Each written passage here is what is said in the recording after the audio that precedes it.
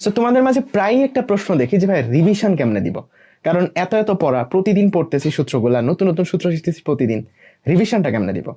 দেখো, রিভিশন আসলে এমনি কেউ দেয় না যে তুমি যেই খাতা নোট করছো ওই নোট খাতা উল্টাবা আর বলবা যে R equals to root over P square plus Q square 2 P Q cos alpha. Just এমনে রিডিং পড়ে কখনো রিভিশন হয় না।